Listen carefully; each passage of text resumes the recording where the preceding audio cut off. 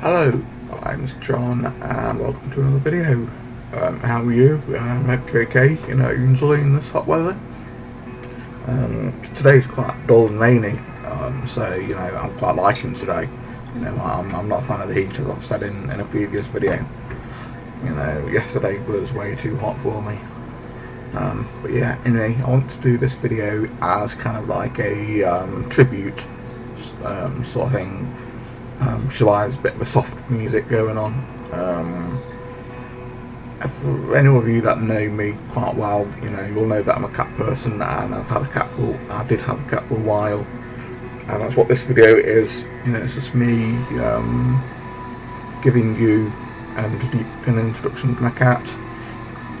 She was born in, I think it was 95 or 96, one or two, I can't remember which. It was my older sister. She had a cat and she got pregnant, and Samba, my cat, was one of the kittens. So I literally had her from the moment she was born. I was one of the first people to hold her. Her mum didn't feed her very well, so we had to feed her with syringes, and again that was something I took part in. She's called Samba, not after the dance, after Ricky Sambora. So any of you who know Bon Jovi will know who that is. If not, just do a quick Google and you'll see. But we had her. She literally from the very go, she was very much my cat, my kitten. She would run into my room, spend the nights with me. As a kitten until she was a few years old, but she wanted your attention, she would literally bite you. She would grab your hand and start nibbling on your fingers.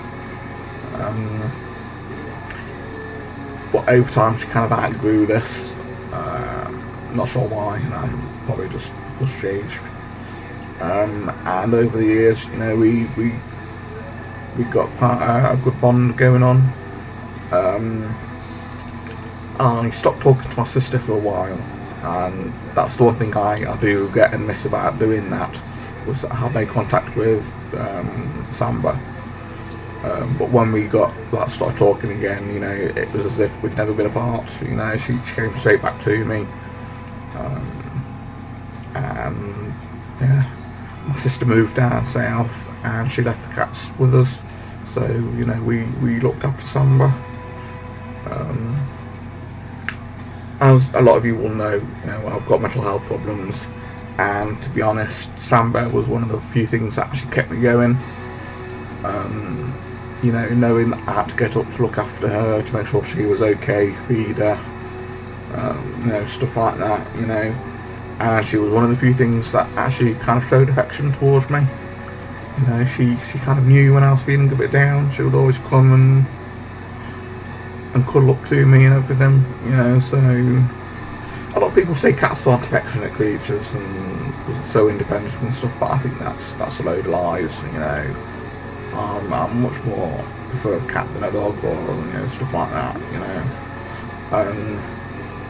Sadly, she lived with my mum and I was living at a flat, and one Thursday I went home. As normal, I'd said goodbye to her, and a few hours later I had a phone call from my little sister saying that my cat had died, and I mistook her at first for being one of the other cats, just because I thought she was messing about, and she was like, no, it's Samba. It takes me about 20 minutes to get from my flat to my mum's, and I think I did it in about 10-12 minutes that night. I literally ran as fast as I could. I got there and they hadn't moved her. They'd left her where she was so that I could be with her. And she was literally on top of Mum's landing, kind of sprawled out as if she'd tried to jump somewhere. Her face was a little bit weird, so it looked like she'd had a stroke or heart attack or something and not survived it. It's the one thing, even to this day I still dream about. It upsets me a lot that I wasn't there for her when she died. And You know, she's buried in Mum's garden. You know, I dug a little grave for her, and she's there. She's got a little gravestone.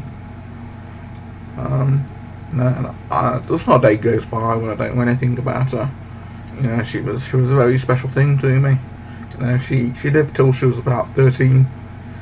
And I think she died about 7 years ago this year. She's my wallpaper on the PC and on my laptop.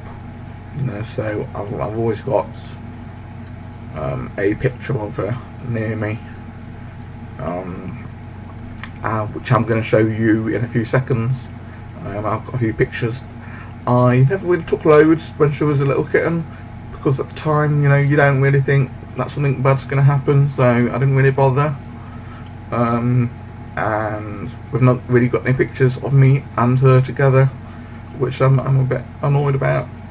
You know, again, because you don't think about the bad things at the time.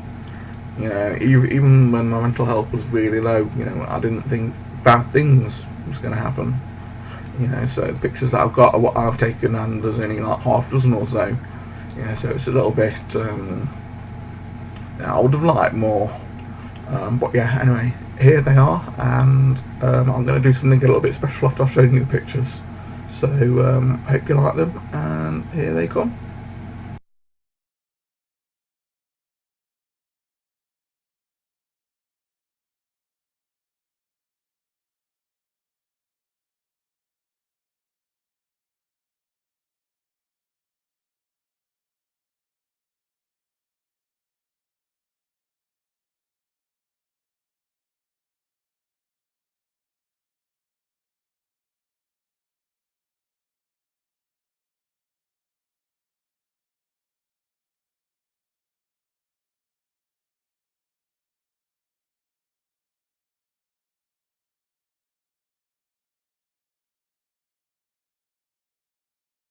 And yeah, I hope you like those pictures. Leave a comment if you want to. And I'm now going to read you something that I don't normally do. You know, I'm not normally into poetry or anything, but a friend sent me this poem when she found out how upset I was about Samba dying, and it's a very touching poem. It's called Rainbow Bridge. And as far as people know, you know, it's quite a famous poem amongst animal lovers. But I don't think anyone knows who wrote it. I think it's just one of these poems that just popped up one day and was left anonymously somewhere, and a lot of people have taken it to heart. So you know, I'm going to read it, and bear with me. I might get quite emotional because it is quite, it's a very touching poem, and yeah, it always brings me quite a lot of comfort whenever I read it.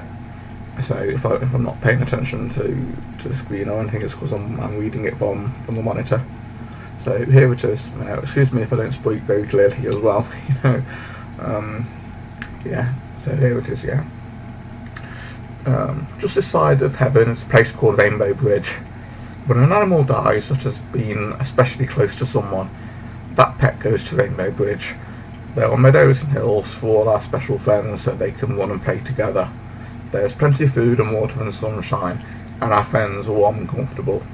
All the animals who have been ill and old are restored to health and are young again. Those that are hurt or in pain are made whole and strong again, just as we remember them in our dreams of days and times gone by. The animals are happy and content, except for one small thing. They miss someone very special to them, who had been left behind. They run and play together, but the day comes when one suddenly stops and looks into the distance. The bright eyes are intent, the eager body quivers. Suddenly she begins to break away from the group, flying over the green grass, her legs carrying her faster and faster. You have been spotted, and when you and your special friend finally meet, you cling together in joyous reunion, never to be parted again. The happy kisses rain upon your face. Your hands again caress the beloved head, and you look once more into the trusting eyes of your pet. So long gone from your life, but never absent from your heart. then you cross Samba bridge together, never again to be apart. And that's it.